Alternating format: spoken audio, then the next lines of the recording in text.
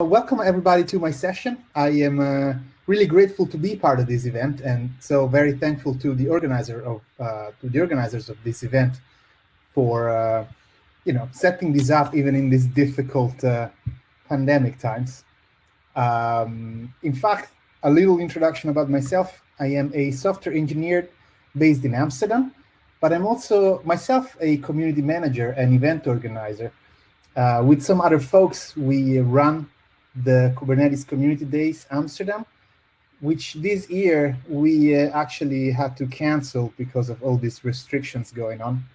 So I know it's a lot of work, and really I'm thankful for the organizers for all the work they've put into this. Now, one more remark about my talk. This really is for developers or in general people who are intrigued by AI and deep learning in particular, but probably is not a good talk if you are already an AI expert. There's not a lot for you here. But instead, if you are intrigued by deep learning, but maybe never figured out how it works or never had the time to get your hands dirty, this is the perfect place for you to be.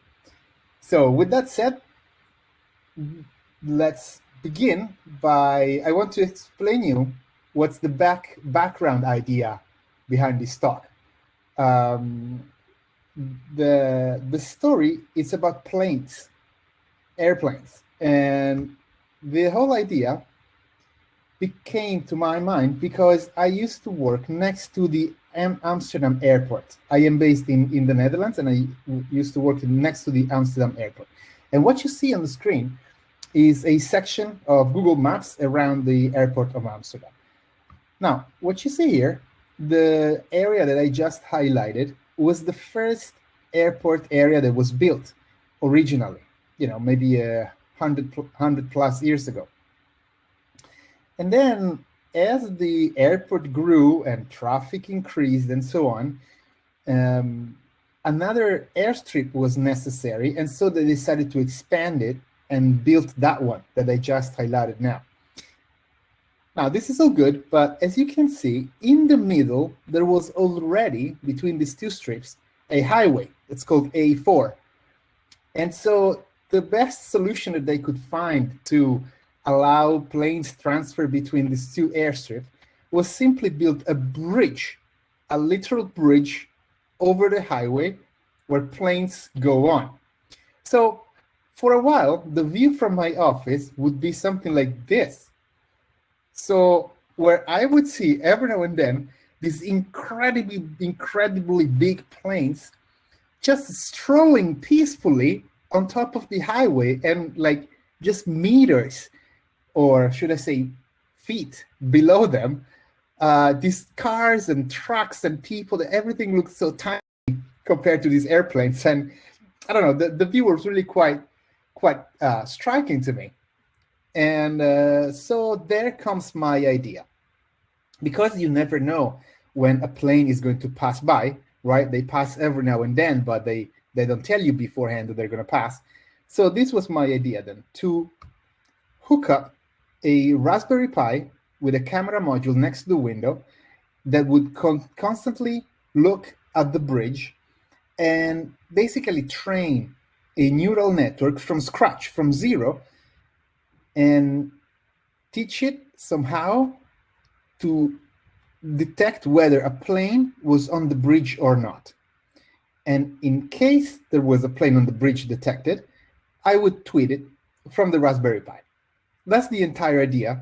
And of course, there's ways to achieve this which are a lot easier, such as Google or Microsoft. They offer this AI and machine learning services in their cloud offering. You can just send them a picture and they'll send you back information about it. But that wouldn't be a lot of fun for me, hands-on developer.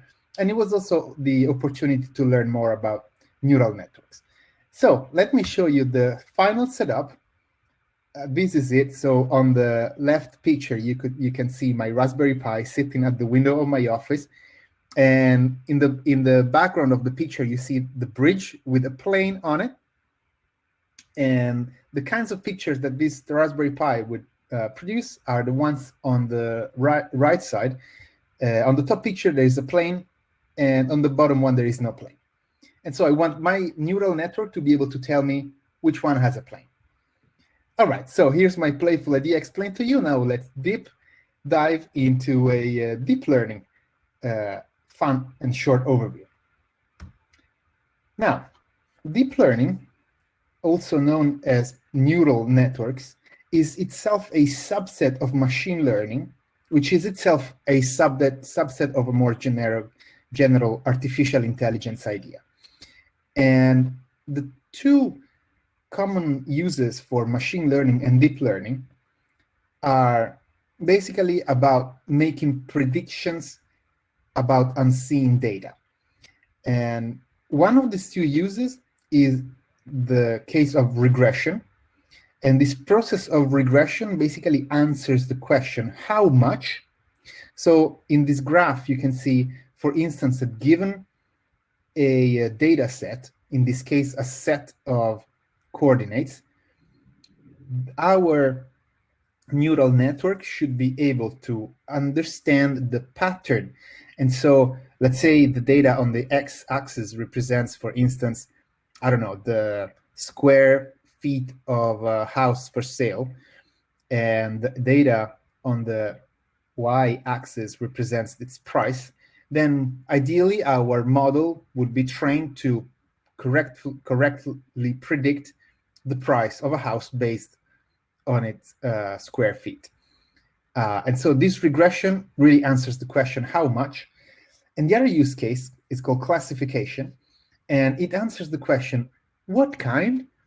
And this famous image that you're seeing on screen is this guy that once trained a neural network to tell whether the image is a Chihuahua dog or a blueberry muffin. And you will agree, it's not that easy. Even I am troubled by some blueberry muffins that really look like Chihuahuas. And so in this case, we are asking our neural network to tell us which class a picture belongs to. In fact, this is also the case for our planes idea.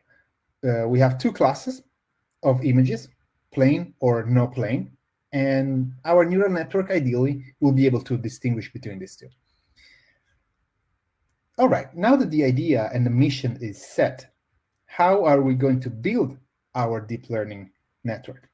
Well, this is my first revelation from starting up this project, that the fact that AI, and in particular deep learning, is still at a stage of trial and error. There is no deterministic way to write manually an algorithm that we know that will work.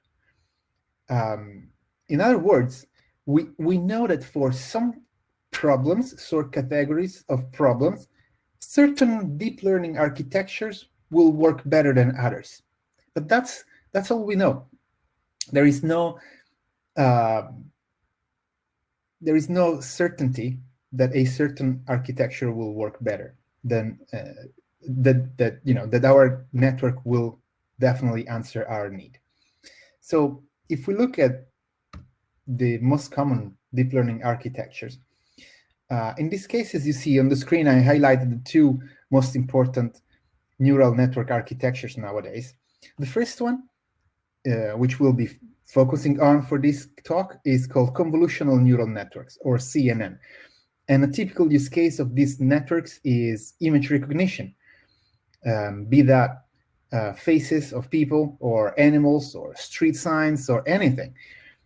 In particular, if you look at a product that does a lot of image recognition, such as Tesla, like a self-driving cars, probably in it is going to be full of convolutional neural networks that are able to identify street signs or traffic lights and things like that.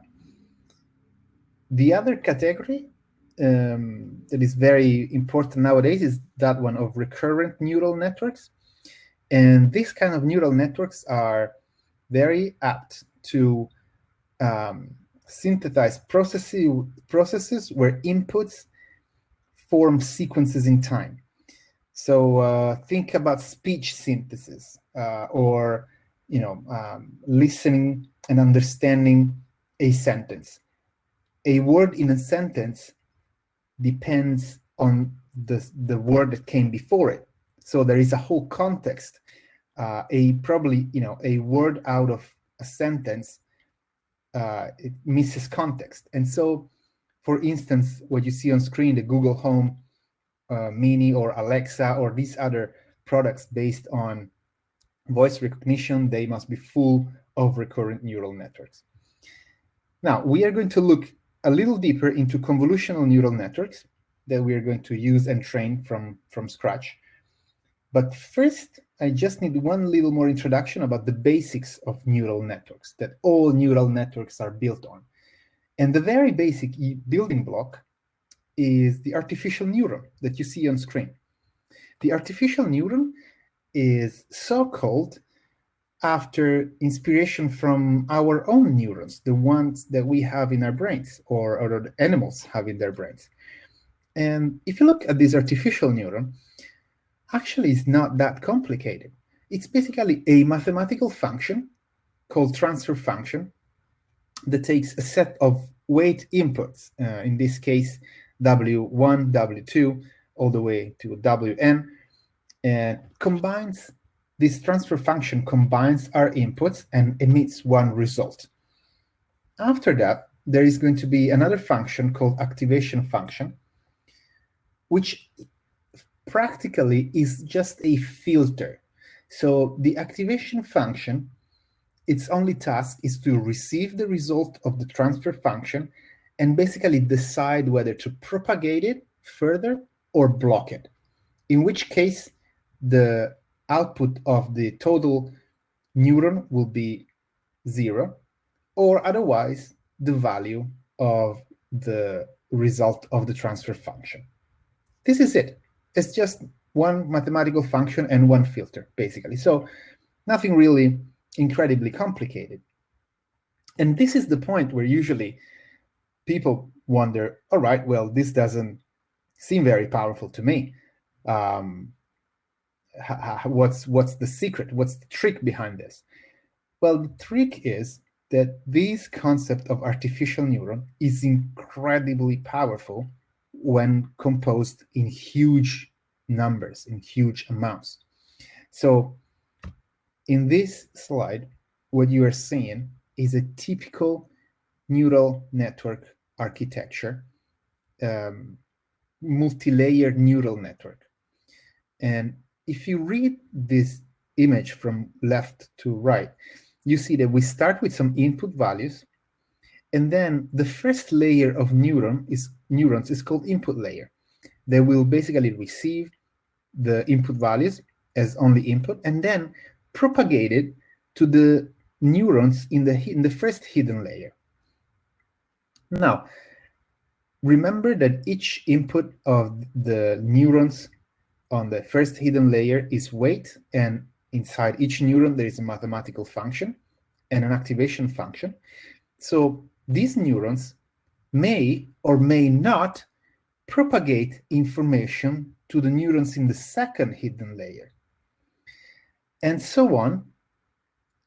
These neurons will do exactly the same thing until we reach the output layer, the rightmost neuron layer, which basically has the task to sort of collapse the information coming from the neurons in the previous hidden layer, and then spit some output values in that sense. And these output values will be the result of our prediction. Now, if we try and, for instance, let's see how it works. If we try and submit A, B, and C as input values, then the neurons in the input layer will just simply propagate this information to the first hidden layer. And then let's say that we get a similar configuration where only a few of the neurons in the hidden layers will propagate their information further, all the way down to the output layer. And this will produce output values of 2 and 5, let's say. Now, if you look on the on the left in the input values, and we're going to change those values into T, P, and G, the input layer is going to propagate all the information again, but then the configuration of these activations and information transfer from the hidden layer neurons will be completely different. And their output values might be 7 and 1 in this case. So as you can imagine, once the number of layers and the number of neurons per layer grows, the combinations are pretty much infinite, are mind-boggling big. And this is where the power of neural network resides.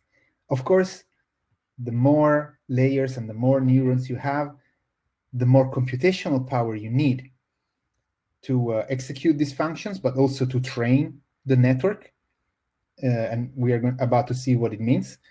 And that is one reason why only in the past decade or so, AI and neural networks really saw a surge and a big hype and interest raised. Because only now we start to have the computational power available to work with this huge number of neurons. All right, this is a very generic shape of neural network. Let's see what a convolutional neural network looks like and why these networks are so powerful for image recognition. All right, now please, everybody, look at this image on the right. I am sure that it took you a moment to know which animal was the cat and which animal was the rabbit. It was instantaneous. You didn't have to think about it. You just looked at it and you knew. But if you were down to, try and break down the process that happened in your brain in that split millisecond, probably would be something like, okay, both animals have white and black fur, both animals have 2 eyes, both animals have 2 ears, and both animals have 4 legs and 1 tail, but the ears of the rabbit are a bit longer, for instance, or the eyes of the cat are in the middle while the eyes of the rabbit are on the sides, and probably the cat's tail is a little longer, and so forth. So what your brain did is assigning special features to each animal, and finally understand which one was the cat and which one was the rabbit. And you didn't realize it, but that's more or less what happened. Well, the power of convolutional neural networks is exactly the same.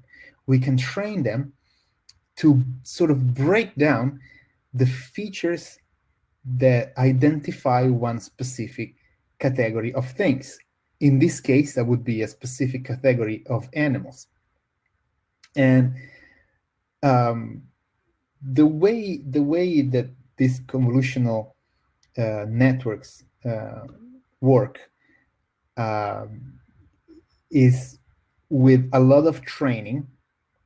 Let's say you have a ton of rabbit images. In this case, we want to teach our network to identify rabbits. Let's say you have all these rabbit images that you have classified, and the training process of this neural network is basically the network starts applying a grid on top of these images.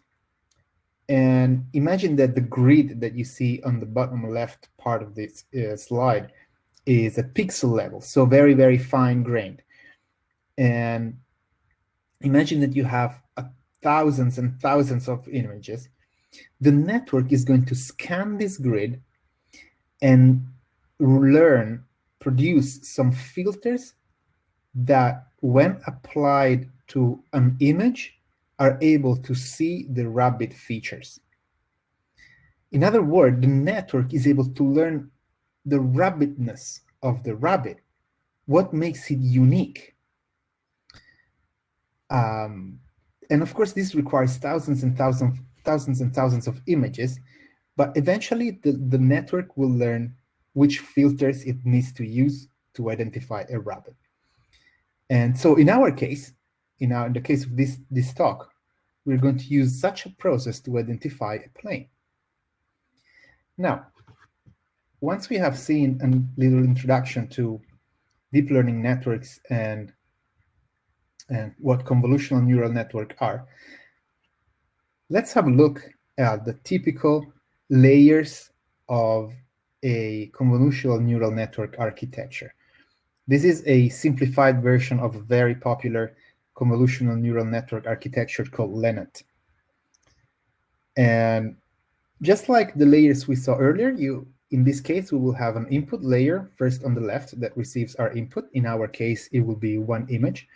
And then we have a convolutional layer, which is the layer that applies the filters that identify our specific objects. In our case, will be a plane.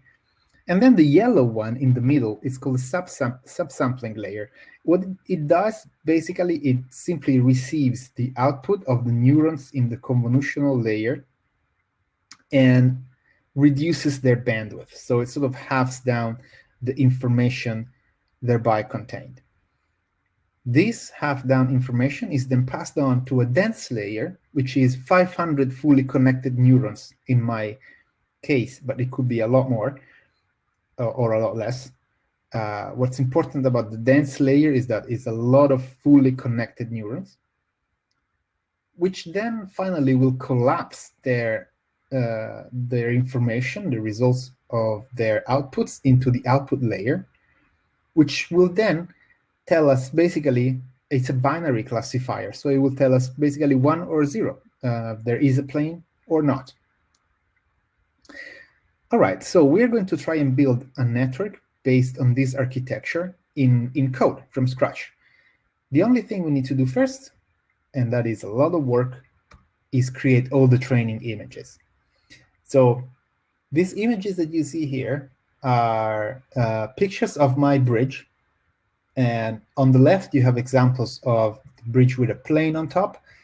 And on the right, you have pictures of the bridge without the plane on it. And you see that these images are very pixelated. This is because I cropped them only around the area that I needed, which is the bridge. And also, I reduced the resolution to 171 times 25 pixels. Now, this number is completely random. There is no special reason why I chose this number. But the point is, in order to detect a plane, you can see it with your own eyes. You are able to tell if there is a plane, even if the image is pixelated. And so we don't need a very high resolution picture, which would also have the problem of being very heavy and computationally intense. Whereas reducing the resolution of this picture helps us keep the computation power low and still produces the desired results. Now, and so once we have collected thousands of these kinds of images, we split this entire image data set in two, a training set and a test set, where the training set will be used to train our network, and the test set will be used to actually test it, so see how well it performs with images of planes and bridges that it has never seen before. And then we'll be done. All right, time to get our hands dirty with code. And on the JVM, there's many different opportunities and many different libraries to implement your neural networks. Probably the most common one is TensorFlow. It's a library started by Google. I'm sure most of you have heard of it. In reality, for this code, we use a similar one called DeepLearning for J. There is no specific reason why I chose this. I just experimented with both, and I felt more at home with DeepLearning for J. The TensorFlow APIs were not very native to the JVM, or at least they didn't feel like to me. It felt more a direct port of Python. And so I'm a bit of a JVM guy, and so I really like DeepLearning for J. But yeah, feel free to check them both, of course, and see which one you like the best. All right, first step, give our model some settings. In this case, the dimension of the image is clearly an important setting. So we're going to have a input height variable, input width, and depth. In this case, depth means the number of input channels per pixel. So each pixel has a RGB value, red, green, and blue. And so each pixel's color is identified by 3 different values. And then other settings like the number of possible outcomes. So in our case, num classes is 2, simply plain or no plain. And once we have these and some other settings, we are ready to build our network layer by layer. One little premise, the code that you are going to see on this screens, on these slides, is pseudocode to keep it simple. So it won't compile if you try to copy paste it into an IDE. But the concept is valid, and also there will be a reference to the actual code on GitHub. So what you see on the bottom right is exactly the same layer configuration that we have looked at earlier.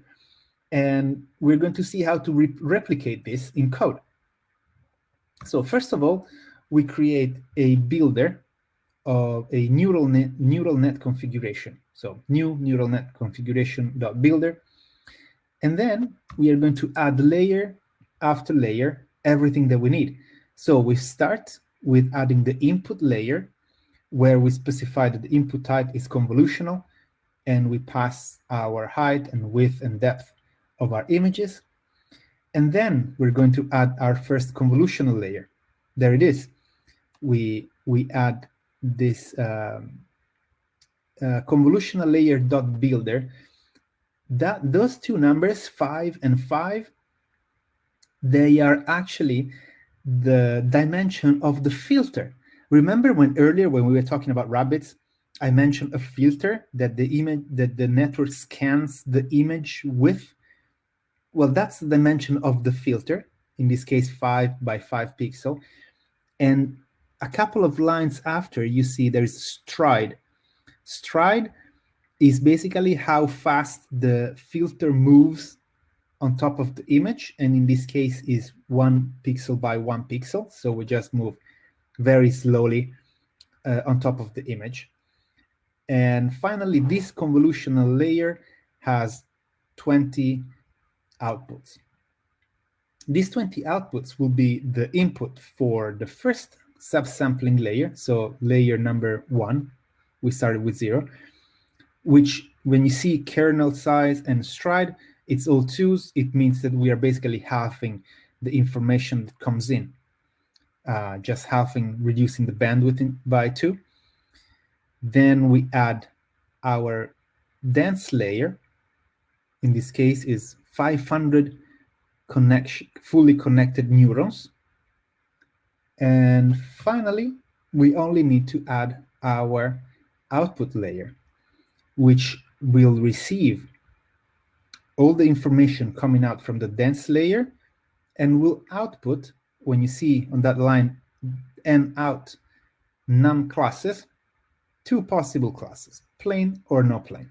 There it is. On the left, you see the full configuration for the neural net configuration builder. And once we invoke build at the end, that will output our model. Now, this model is ready to be trained now. Originally, I had planned to have a live demo with a Raspberry Pi and have a training going on, but given these remote settings, a screenshot is the best we can look at. And this is a typical screenshot of a training run of our model. As you can see,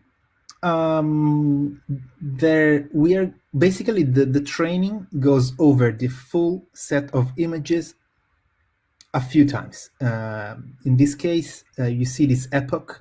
Epochs means basically one full iteration. And at each epoch, the neurons of the neural network will be trained. And that means, remember that each artificial neuron has a set of weight inputs.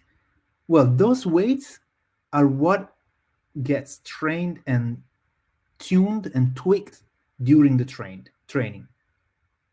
So every time, starting from scratch, every iteration, every epoch, we will end up with a different set of weights for all the neurons in our network. Now, after this tuning is completed, the network will try to evaluate its own performances using the test set of the images. Remember that we saved 20% for testing. And when you see, in some lines some lines say new best model with a specific score for each iteration, well, this trainer will just remember the scores of each iteration of training, and in the end will select the configuration with the highest score. So as you can see, the last entry of this screenshot, that's when we quit the training process, because we have been training the network for 6 minutes. This was a limit that I gave it. But of course, this network is pretty small, only 500 neurons, so it didn't take very long to train it. And so 6 minutes was enough to reach a pretty high score. I believe that the highest score is the one we reach at during iteration or epoch 6, which is 0.96. What this score actually means, we're going to see it at the end when we're going to look at the results. All right, our network is trained and we are ready to look at some planes. The last thing I want to show you before showing the result of this network is that the pipeline that you need to build around AI-based projects is really big. So there is this fundamental truth that if you want to get your hands dirty and enjoy with some experiments about AI, well, you need to know this beforehand. The actual AI work is only a small bit of AI projects. This is basically a rough representation of the pipeline I had to build. I divided it into a few flows, and the flow that you see on top, the planes detection flow, is basically about taking a picture of a plane every so often and trim the picture, crop the image, and then detect the plane. Was the plane detected or not? In case it was, move it to different folders. Then there is another flow, which is about tweeting a plane picture together with a quote, actually, every so often.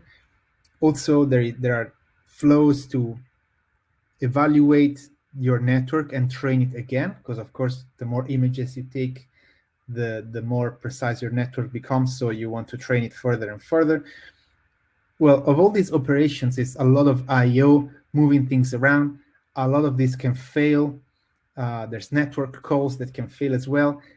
The only blocks that really are about AI work are the ones in blue, and all the rest is it's just operations. It's just infrastructure that you need to have your entire thing working. So if you are going to explore more this AI world, and I hope you do, just bear in mind that a lot of work will be about I/O and moving things and organizing information rather than AI-specific tasks.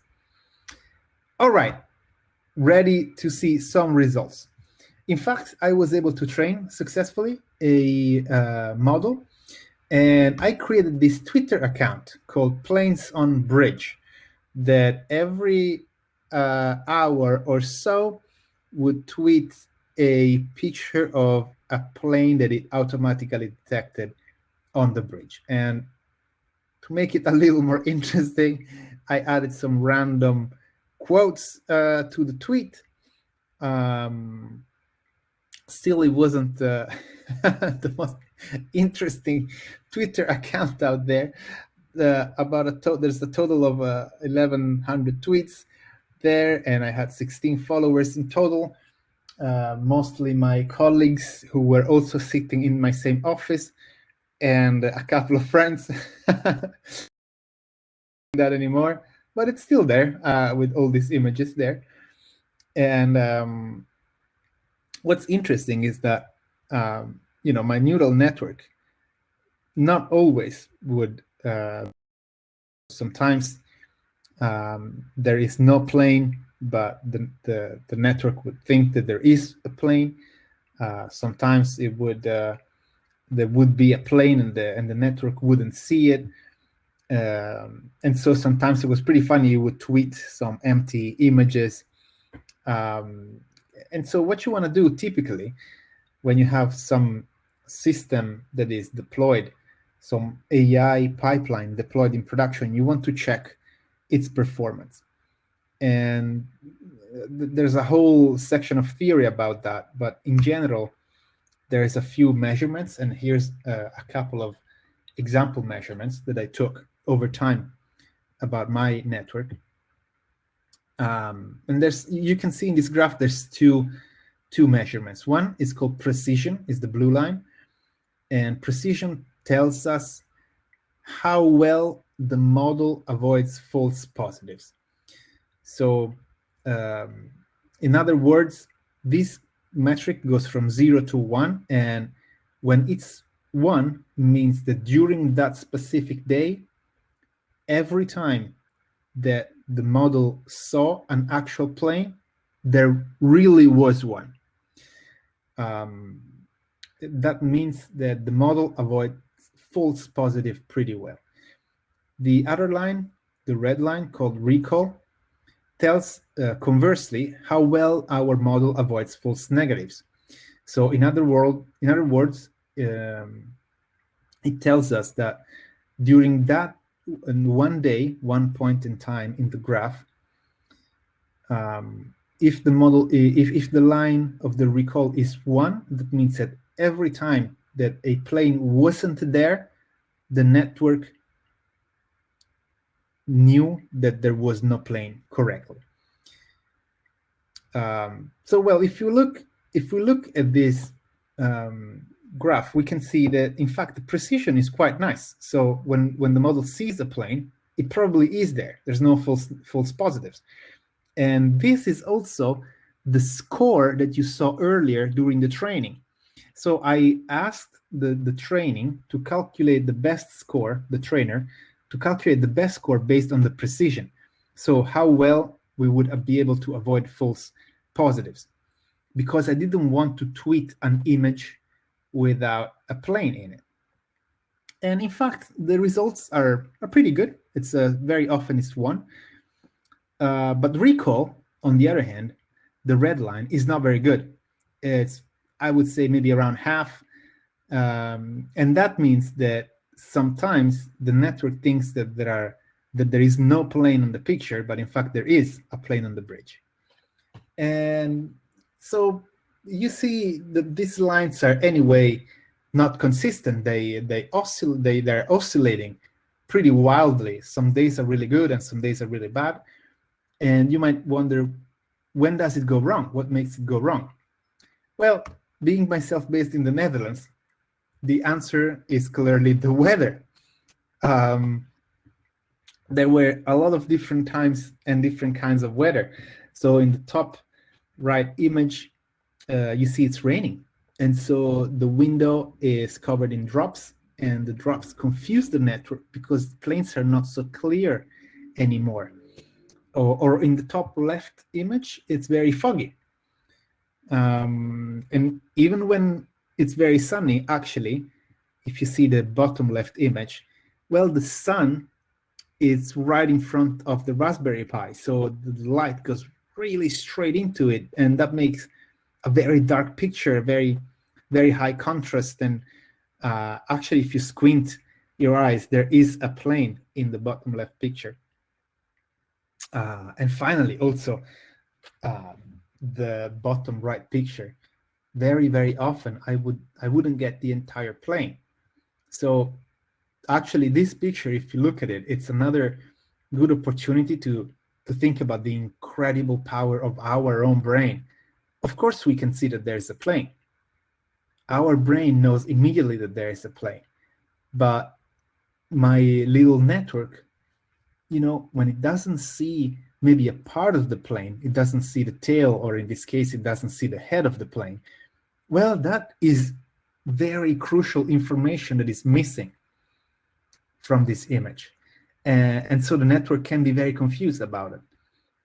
So sometimes it would get it, sometimes it wouldn't. But these images are really, for me, are really revealing. I didn't expect all of this. There's so many things that can go wrong and can confuse the network.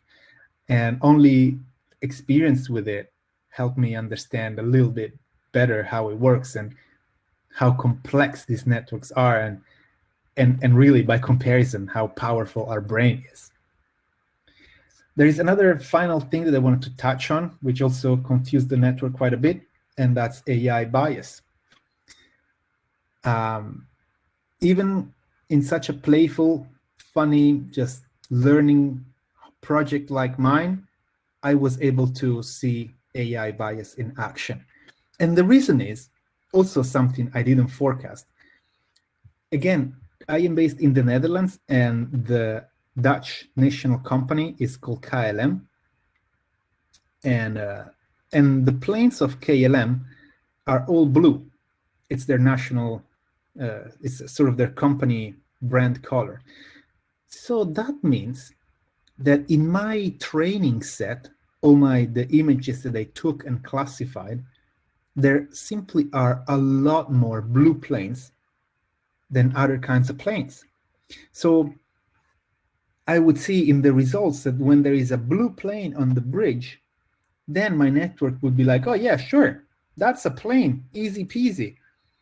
But if another plane of a different color, say white or yellow, comes by, then my network would have a lot more trouble and would be a lot more unsure. So there you go. If you train a network in Schiphol, the Amsterdam airport, well, it will think that all planes are blue. So yes, I just wanted to mention this because AI bias is really, I think, one of the challenges that we face as humanity. As AI takes over more and more, and it becomes more ubiquitous and used for a lot of different cases, AI bias is a very, very dangerous thing. Creating homogeneous, heterogeneous training sets, well balanced, is very, very, very difficult. And in fact, it shouldn't be up to us developers. It should be someone who is specifically trained in choosing and creating training sets. Well, that's all I wanted to mention. I think it's a really important thing to take home about AI and neural networks. Now, finally, what are the next steps for you? If you were inspired a little bit by this talk, what you can do is for sure learn more about deep learning and convolutional neural networks. This book was a really good reference for me. Deep Learning, a Partitionless Approach from O'Reilly came out in 2017, so it's not the newest book out there, but the principles, the theory is very solid, and I found it a really good book. And then you can find a fun use case and data set to start working with. That URL is the URL to these repositories where you can find the slides and the code that goes with it. And I would recommend to think about a use case to experiment in a domain that you know, maybe somewhere that you work on, or in general something that you're passionate about or knowledgeable about, and I'm sure you can have a lot of fun. That was it for me. So thank you very much for attending, and I should be able to answer some questions if there's any.